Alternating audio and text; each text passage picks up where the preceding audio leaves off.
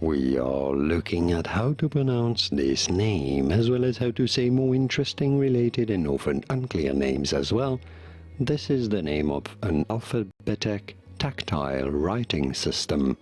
It was named after a Frenchman named Louis, so for reference in French, his name is said as Louis Braille.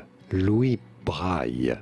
So in English, I guess it should be Braille, but it is said normally it is pronounced in English as Braille.